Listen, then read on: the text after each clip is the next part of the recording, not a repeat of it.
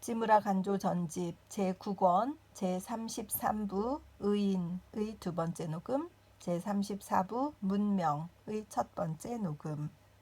기도드리고 녹음하겠습니다. 주님 은혜를 진심으로 감사드립니다. 하나님 아버지, 이 귀한 우찌무라 간조 선생님 책을 읽으러 풀림 말씀방으로 와 있을 때가 하루 중에 가장 행복한 시간인 것 같습니다.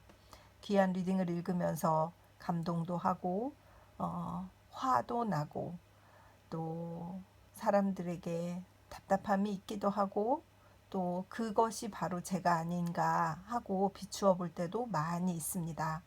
하나님 아버지, 리딩을 통하여서 신앙이 성장하는 것을 느낍니다. 이 귀한 리딩을 쉐어하고 싶습니다. 유튜브에 올리고 있는데 한 분의 형제, 한 분의 자매의 신앙이라도 저와 같이 성장했으면 좋겠습니다. 우리 영혼은 계속 성장하는 것이니까. 그래서 우리 영혼이 기쁜 소식을 듣고 하나님께 더 가까이 나갈 수 있도록 인도하여 주시옵소서. 듣는 분들을 사랑하고 축복합니다. 그들이 꼭 은혜 받을 수 있도록 인도하여 주시옵소서. 감사드리며 고마우신 우리 주 그리스도 예수님 이름 받들어 기도드립니다.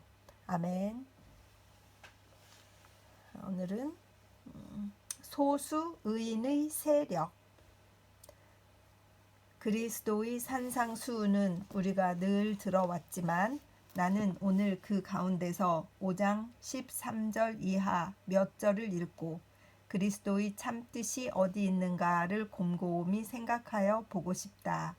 이 구절은 신자가 물론 세상 사람들의 입에 자주 오르내리기 때문에 그 뜻도 잘 파악되고 있을 것 같지만 결코 그렇지만은 않다. 대다수의 사람들은 일사천리로 쭉 외워버리기만 했지 그 속에 담겨있는 깊고 오묘한 교훈을 지나쳐 버리기가 일수다. 나는 어제 인간 세상의 일반적인 오해에 관해서 말했다. 즉, 인생 50년은 결코 행복의 연속은 아니다. 고통과 슬픔이 반드시 그 길목을 지키고 있다는 진단을 내렸다. 그러나 사람들의 이목을 가리고 있는 먹구름이 하루 아침에 걷히는 것은 아니다. 그러기에 그들은 조그만 불행만 당해도 초조하고 번민하며 어쩔 줄을 모른다.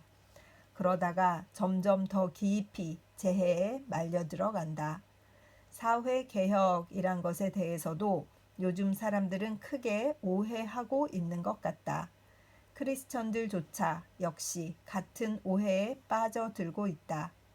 그것은 무엇이냐 하면 그들은 사회의 다수를 기독교 신자나 정의의 사도로 삼지 않으면 사회 개선은 도저히 이룩할 수 없다고 체념하고 있는 것이다. 다른 말로 하면 100명 중에 적어도 60명쯤은 성인 군자로 만들지 않으면 도저히 진리가 실현되지 못할 것이라고 생각하고 있는 것이다. 과연 언제쯤에나 성인이 다수를 차지하게 될 것인가? 언제쯤 가서야 악인이 줄어들 것인가? 주객이 바뀌고 이렇게 혼탁이 세상을 휩쓰는 때에는 아무리 도를 전하고 의를 외쳐도 무슨 소용이 있겠는가 하는 것은 오늘날의 속인, 아니 선견자라고 불리어지는 사람들조차 입버릇처럼 하는 말이다.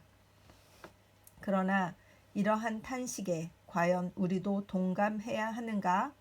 움직일 수 없는 사실인가? 한 사람의 선행이 세 사람의 악행을 당해낼 수 없는 것인가? 신자와 덕망 있는 사람의 수가 늘어나지 않으면 사회개혁은 불가능한 것인가? 벌써 2000년 전에 이런 질문에 대답하신 구주 예수 그리스도의 답변은 참으로 우리가 잊어서는 안 될 중요한 교훈이다. 여러분도 만일 이러한 의문을 품은 적이 있다면 이에 대한 그리스도의 교훈을 살펴보기 바란다. 그 위대한 교훈이야말로 바로 마태복음 5장 12절 이하의 몇 절이다. 너희는 땅의 소금이다. 너희는 세상의 빛이다. 빛과 소금, 소금과 빛, 둘 다 극히 중요한 것이다. 빛이 없으면 세상은 만년 어둠이다. 소금이 없으면 만물의 부패를 막을 수가 없다. 그러나 그리스도께서는 모든 것을 소금으로 만들고 모든 것을 빛으로 만들라고는 가르치지 않았다.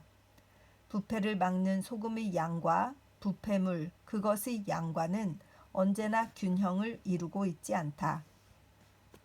한 개의 전등이 휘황찬란하게 비치면 10칸 방도 능히 밝게 할 수 있지 않은가. 사회의 일도 역시 그렇다. 사회의 어둠을 비추는 것도 역시 마찬가지다. 사회를 개혁하는데 모든 사람이 다 세상을 비추는 빛이 될 필요는 없다. 100명 중에 60명까지 일하지 않아도 좋다. 100명 중에 20명 정도만 일해도 그것으로 충분하다. 100명 중에 한 사람의 루터나 글래드스턴만 있으면 그것으로 충분하다. 그리스도의 교훈을 잘 음미해보라. 너희는 땅의 소금이다. 너희가 맡은 본분을 다하고 신앙을 있는 그대로 드러내기만 하면 세상의 부패는 그것으로 능히 막을 수 있다. 너희는 세상의 빛이다. 세상의 어둠에 소수인 너희들이 빛을 비추어주면 된다. 결코 많은 머릿수를 모아야 되는 것은 아니라는 의미가 은연중에 또는 뚜렷이 이 속에 들어있지 않은가. 그런데도 세상에는 같은 파의 사람을 끌어내어 발벗고 나서서 자꾸 교회 회중의 머리수만 늘리려고 초조해 하는 사람들이 있다.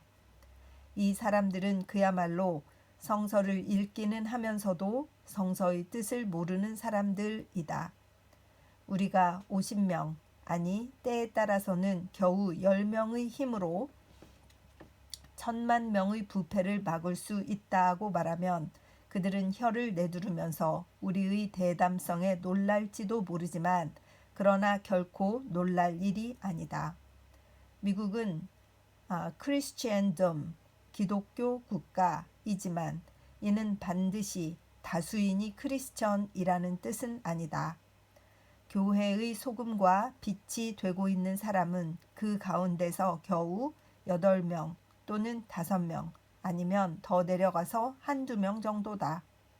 그러나 그런 이들이 언제나 교회 전체를 이끌어 나가고 있으며 그리고 작은 교회가 늘 방대한 사회에 압력을 가하고 있다.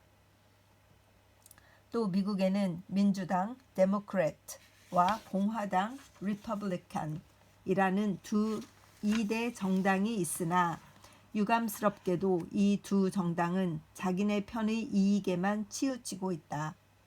그러나 그 사이에 극소수의 정의의 인사들로 구성된 독립당이라는 것이 있는데 이것은 쉽사리 매수당하거나 하는 추한 정객의 집단은 결코 아니다.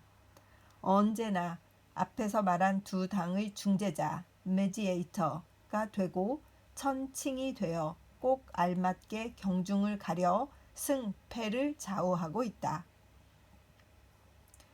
이렇게 말하면 여러분은 혹시 대답할지 모른다. 미국 같은 나라에서는 소수의 의인이 승리를 잘 조종할 수 있을지 모르지만 부패가 극도에 달한 오늘날의 일본은 미국과 전혀 다르다. 현재 일본에서 정의의 소리는 바람에 휘날리는 나비처럼 무력하기 짝이 없는 형편이 아닌가 하고 그러나 이는 하나만 알고 둘은 모르는 소리다. 하나님이 가장 사랑하시는 것은 정의다. 현재 일본에서 정의가 맥을 못 추는 것은 정의 그 자체가 미미하기 때문이 아니라 바로 정의를 외치는 사람의 용기와 분발심이 모자라기 때문이다. 우리가 좀 더 담대하게 정의를 외치고 하늘의 복음을 전했더라면 하나님은 기꺼이 우리에게 최후의 승리를 안겨주셨을 것이 분명하다. 그랬더라면 하나님께서는 기쁘게 이 일본을 깨끗하게 하셨을 것임에 틀림없다. 밀턴의 펜의 힘은 명백히 그 나라에 있었다. 크로멜의 칼날의 광채는 분명히 그 나라에 번득였다. 만일 정의가 우리 일본에서 힘을 발하지 못한다면 구미에서도 힘을 발할 턱이 없다. 한 사람이 정의를 외침으로 온 사회의 터전이 흔들렸던 사실은 결코 미국이나 유럽에만 국한되었던 것이 아니다. 가까운 예를 들면 한 청년이 결코 술잔을 입에 대지 않았기 때문에 그 연회석에 있던 모든 사람이 사양하고 건배를 그만둔 일이 있다. 단호하게 마시지 않겠습니다. 라고 한마디만 하면 그 다음은 반드시 능하신 손길의 도움이 온다. 이 일에 곁들여서 나의 체험담을 이야기하고 싶다. 어떤 지방에서 아주 나쁜 풍습이 있었다. 그것은 강연회장에서 연사의 연설을 들으면서 대연하게 담배를 피우고 있는 일이었다. 이 나쁜 풍습은 아직 도쿄에서 완전히 없어졌다고 볼 수는 없다. 사환이 회중 속에 쭉 재떨이를 늘어놓는다. 연설이 시작되면 담배를 좋아하는 회원은 모두 연기를 내뿜기도 하고 재떨이를 두들기기도 하면서 권태와 산만의 분위기가 역력하다. 나는 그 전부터 이를 고쳐보고 싶었다. 그러다가 마침내 기회가 왔다. 그 지방의 어느 정객과 함께 강단에 서게 되었다. 가보니까 여전히 회장 안에는 연기가 자욱하고 냄새가 가득 차 있었으며 사람들 입과 코에서는 연신 연기가 나오고 있었다. 그래서 나는 연단에 서자마자 연설 벽두에 기탄 없이 청중에게 담배를 꺼달라고 부탁하였다. 청중들은 멈칫하며 안색을 바꾸었으나 하는 수 없이 대부분의 사람들은 꺼버렸다. 그러나 그 중에 고집 센 사람이 있어서 아직도 파이프를 손에 들고 있었다. 그러자 그만 끕시다, 그만 끕시다 하는 소리가 여기저기서 나서 그들을 덮어버렸다. 나는 그때 참 좋은 일을 했다고 생각하였다. 그런데 작년에 그 강연장에 참석했던 한 사람을 만났다. 그 사람 말이 선생님이 그때 한마디 하신 것이 크게 효과를 발생하여 이제는 우리가 주관하고 있는 범위 내에서는 강연회장에서 일체 담배를 피우지 않게 되었다는 것이었다. 여러분, 용기 있는 한마디 말에는 이런 힘이 있다. 용기 있는 말 한마디. 이것이 선배의 입에서 나온 말이든 가난한 서생의 입에서 나온 것이든 그건 상관할 바 없다.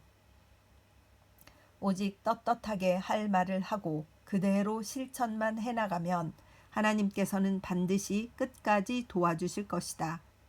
만일 교사들 가운데 한 사람만 선량한 사람이 있어도 그 학교 전체의 행실이 저절로 좋은 방향으로 고쳐지기 마련이다. 우리는 때로 주춤할 때가 있지만 결코 동지가 적다고 해서 한탄해서는 안 된다. 정의의 단체는 10명만 있어도 된다. 5사람이라도 좋다. 3사람이라도 좋다. 아니, 한 사람만 있어도 된다. 우리가 자기 자신을 신뢰하지 아니하고 오직 하나님의 명령을 쫓아 그 천직을 다 하기만 하면 악마는 내어 쫓지 않아도 도망가고 말 것이다. 우리가 종종 시골에 가보면 뜻밖의 기풍이 바로잡힌 마을을 볼 때가 있다. 그래, 그 이유를 캐보면 군수나 이장의 덕택이 아니라 오직 한 사람의 청년이나 그렇지 않으면 한 사람의 여성이 정의를 실천하고 있는 데에 그 까닭이 있는 경우가 많다.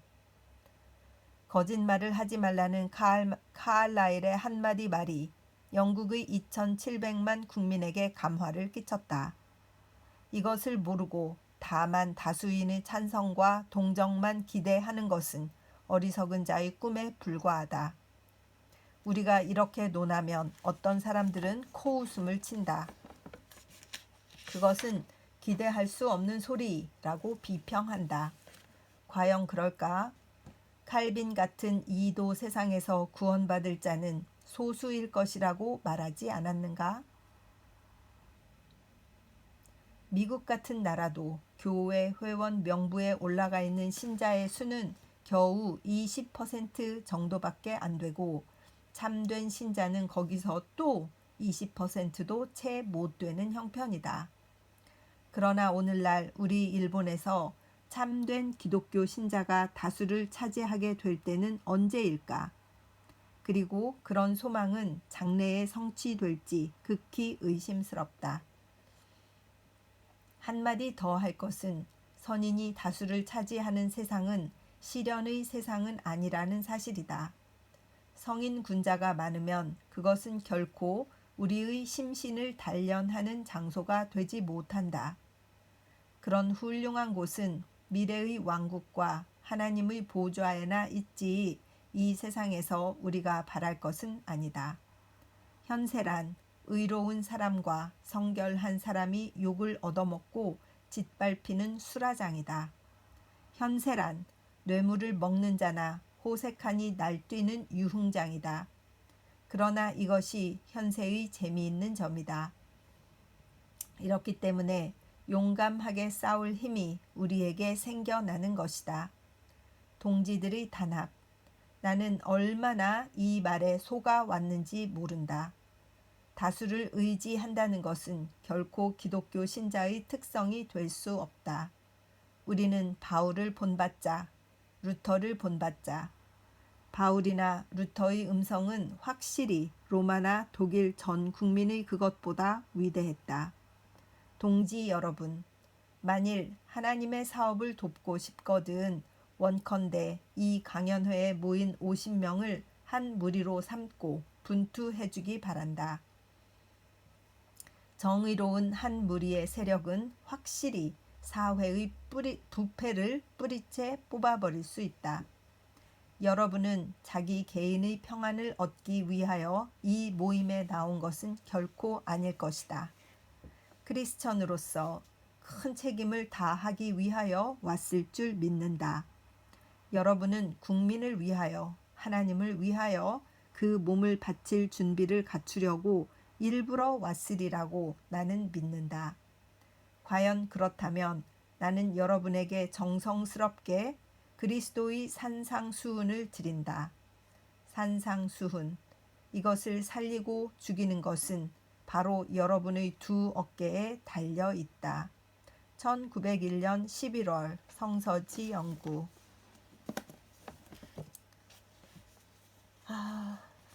참 이렇게 용기를 주시는 말씀이죠. 숫자가 중요한 것이 아니다. 한 명의 힘, 두 명의 힘, 10명의 힘, 20여 명의 힘, 그것으로 세상이 움직일 수 있다.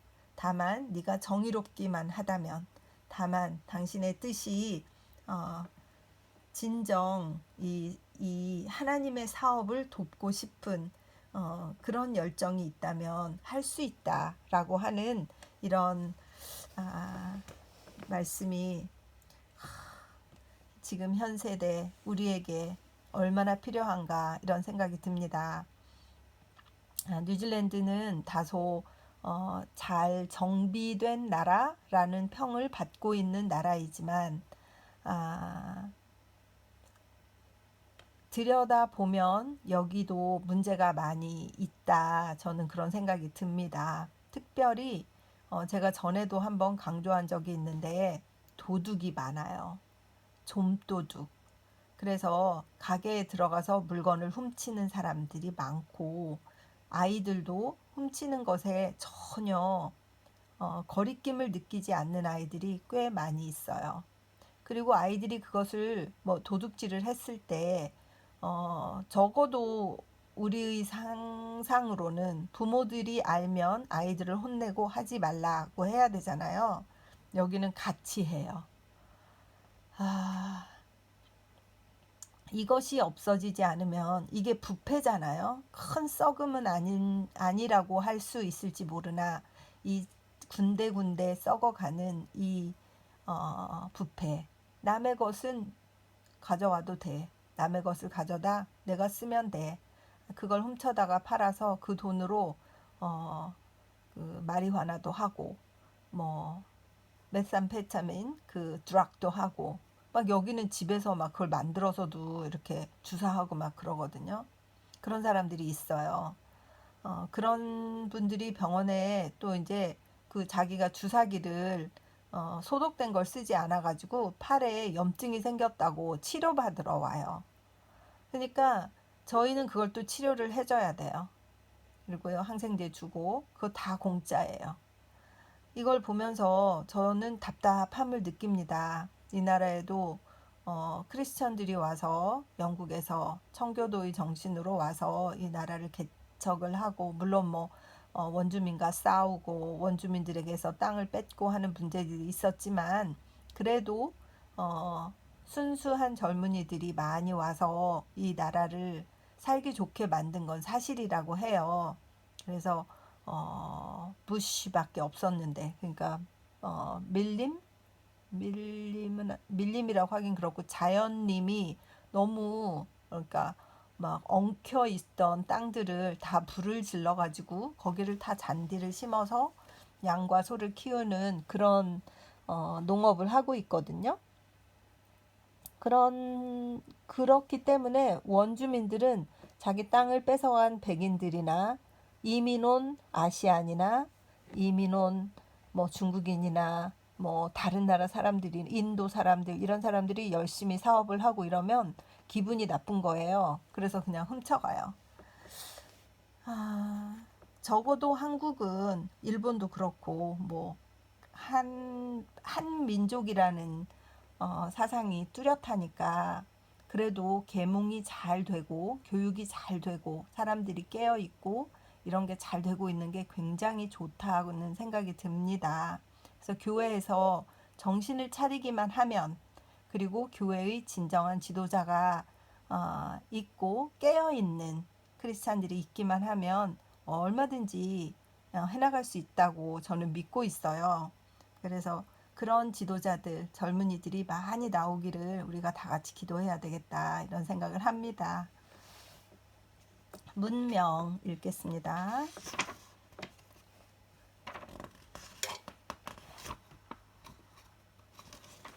문명론, 문화의 기초. 문화의 기초는 무엇인가? 정치냐, 경제냐, 문학이냐, 예술이냐? 그런 것은 아니라고 생각한다. 이런 것들은 문화의 여러 면이지 그 기초는 아니다. 문화의 기초는 문화를 낳는 것이어야 한다. 나무가 있고야 열매가 있는 것이다. 문화는 열매이지 이를 맺는 나무가 아니다. 문화의 기초는 종교다. 종교란 보이지 않는 하나님께 대한 인간의 영혼의 태도다. 사람이 하는 모든 일은 이 태도에 따라 정해진다. 그리스인이 신을 본 태도에 따라서 그리스 문명이 발생하였다. 기독교 신앙이 기독교 문명을 낳았다. 그 밖에 이집트 문명, 바벨론 문명, 페르시아 문명, 인도 문명, 중국 문명, 일본 문명, 이 모두가 그렇지 않은 것은 하나도 없다. 깊고 튼튼한 종교가 없는 곳에 위대한 문화가 일어났던 예는 없다. 무신론과 물질주의는 다른 것은 다 만들 수 있을지 몰라도 문명만은 산출하지 못한다. 사조, 번벌 정부의 정치가들에 의해서 구축된 메이지, 다이쇼의 일본 문명이라는 것은 종교의 기초 위에 선 것이 아니기 때문에 문명이라고 부를 만한 것이 못 되는 문명이다. 이것은 언제 무너질지 모르는 모래 위에 세운 집 같은 위험하기 짝이 없는 문명이다. 영구성이 없는 오늘날의 일본 문명은 도괴 직전에 놓여 있다. 기초를 놓지 않고 세운 집이다. 지금이라도 기초를 놓지 않으면 안 된다. 어려운 점이 여기 있다. 이른바 유신의 원로들은 그들 자신이 무종교인들이었기 때문에 신앙의 기초 위에 새 사회를 세울 수 없었던 것이다. 1924년 1월 문화 생활의 기초.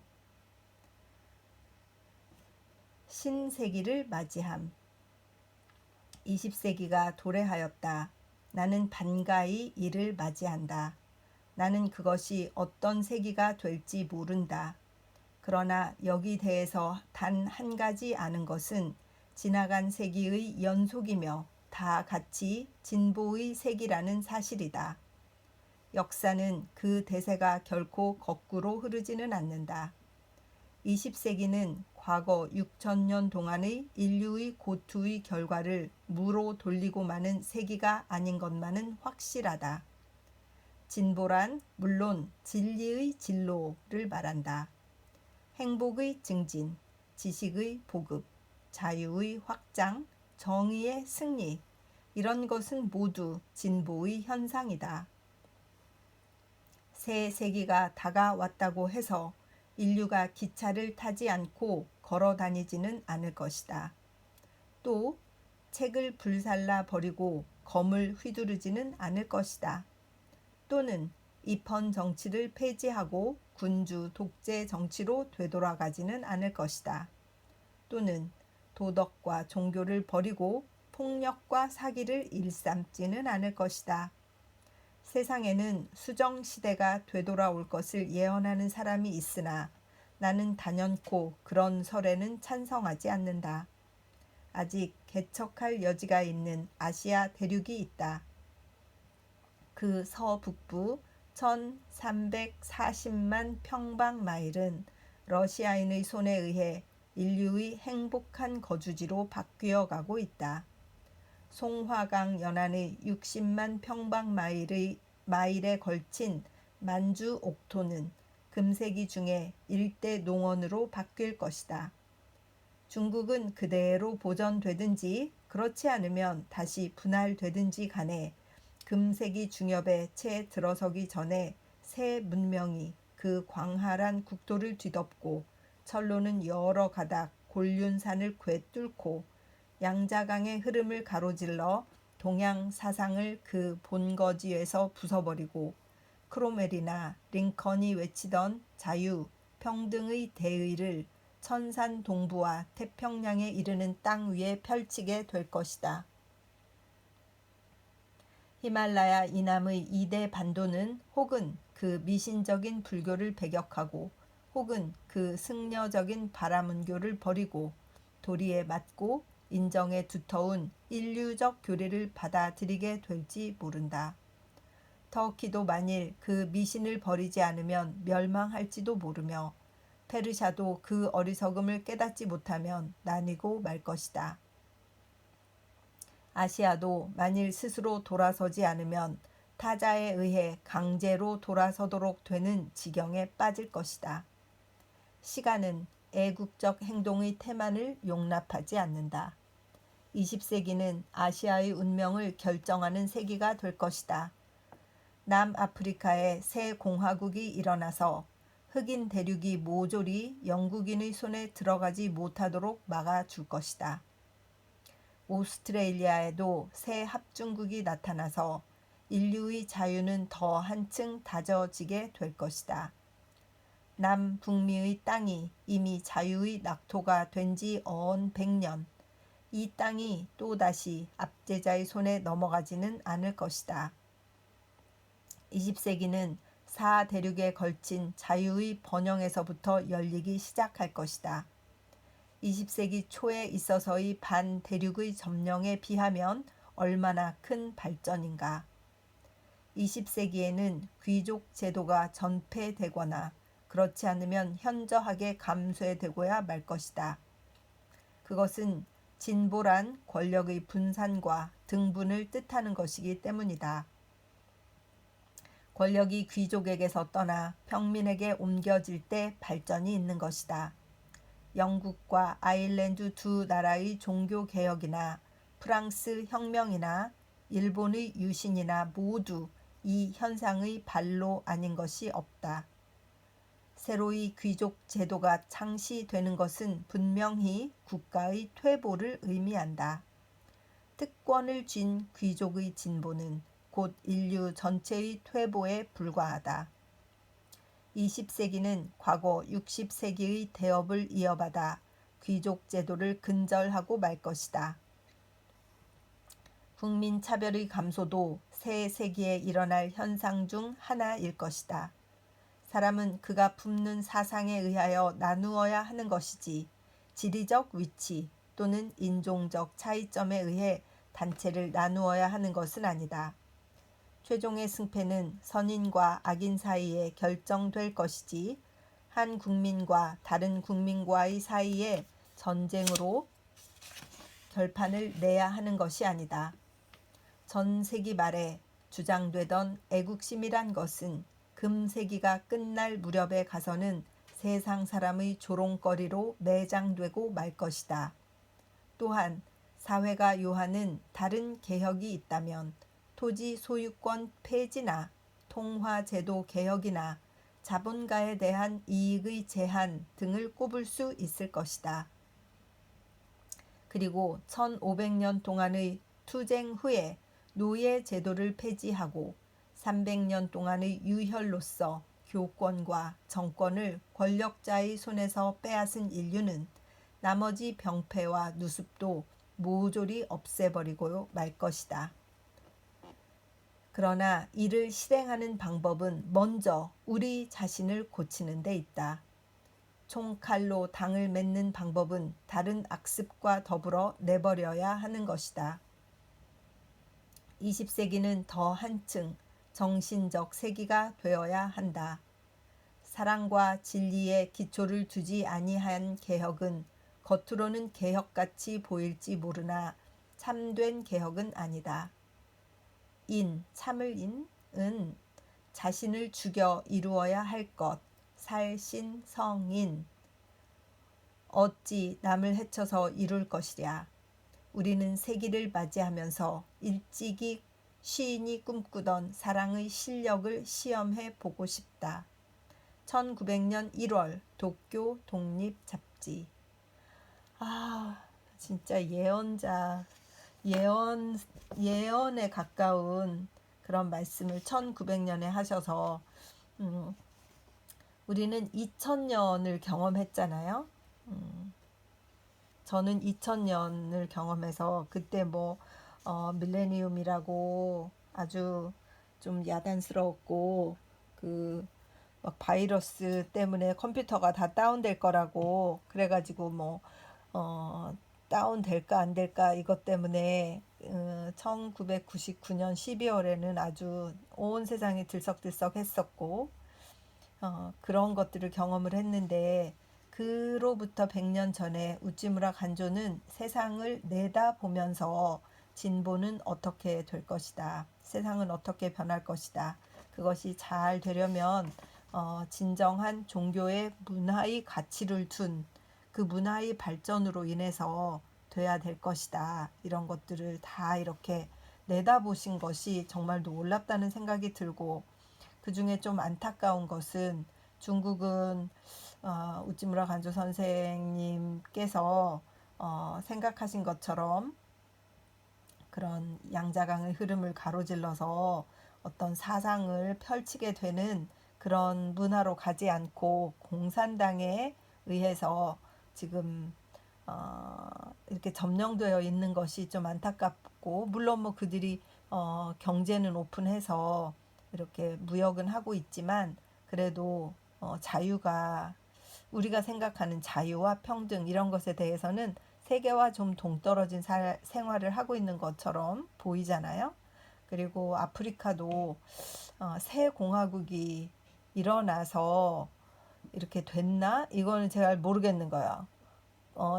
남아프리카 공화국이 있긴 하지만 사우스 아프리카가 있죠. 근데 그 나라 자체가 폭력과 이 불안정한 정부 시스템으로 인해서 늘 이렇게 평범한 사람들이 목숨을 위협받는 그런 일이 너무 많은 나라이고 이번에는 코로나가 또 너무 번져서 사람들이 너무 많이 죽고 그랬잖아요. 귀족 제도가 없어지기를 원하셨고 다 폐지될 것이라고 이렇게 기대하셨는데 계급적인 귀족은 아니라 할지라도 이제는 돈이 많으면 자동으로 귀족처럼 되어버리는, 예전에는 신분이 높은 것에 관심이 있었으나 이제는 돈으로 그렇게 사는 그런 귀족들, 이런 것들이 과연 100년 전 우찌무라가 꿈꾸었던 세상으로, 이 세상은, 이 역사는 그쪽으로 진보하였는가, 이런 것들을 돌아보게 되니까 참 흥미롭다는 이런 생각이 들고, 우리는 지금 2021년을 살면서 앞으로 100년을 어떻게 내다보는 선각자들이 어떤 글들을 쓰고 있을까? 이런 생각이 드는 거예요. 뭐 지금 이제 AI가 나왔다고 하고 로봇이 나왔다고 하고 그 기계가 이제 막 인간을 지배할 거라고 하고 막 이런 막 상상, SF 막 이런 뭐 외계인이 있을 거라 하고 막 이런 세상이잖아요. 그래서 1900년과 그때의 신세기와 2000년을 지난 또 다른 신세기, 이제 우리는 어디로 가고 있을까, 이런 생각을 이렇게 들면서 좀 흥미롭다는 생각을 하게 되는 것 같습니다. 그러나 분명한 것은 우리들이 정말 선하게 우리들이 자신을 고치는데 나 자신의 개혁, 사랑과 진리에 기초를 두는 나 자신의 개혁, 성령으로 거듭나는 나 자신의 개혁이 있어야 정신적인 세기가 되고 우리 후손들에게 좋은 미래를, 그래도 앞으로 나가는 미래를 우리가 선물할 수 있지 않겠는가, 이런 생각이 들어서 오늘 또 나 자신의 변화, 나 자신의 개혁은 어떤 것이 있을까, 이런 것을 한번 또 생각해 보는 시간이 되었습니다. 기도드리겠습니다. 주님의 은혜를 진심으로 감사드립니다. 이렇게 우찌무라 간조 선생님이 아니었다면 이런 생각 없이 매일매일 그저 청소하고 출근하고 또 다시 와서 먹고 자는, 어떻게 보면 의미 없는 삶을 살 수 있었는데, 이런 질문을 받음으로써 그 질문에 대한 의미를 생각하는 시간을 갖게 되는 것을 진심으로 감사드립니다. 이것이야말로 영혼의 질문을 던지는 그런 질문들이 아닐까, 이런 생각이 듭니다.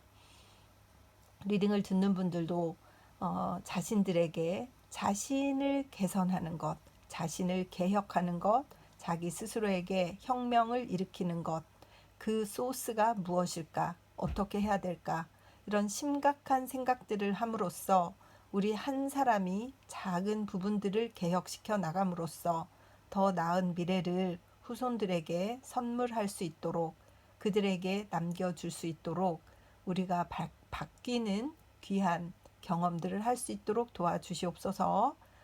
감사드리며 고마우신 우리 주 그리스도 예수님 이름 받들어 기도드립니다. 아멘. 사랑하고 축복합니다.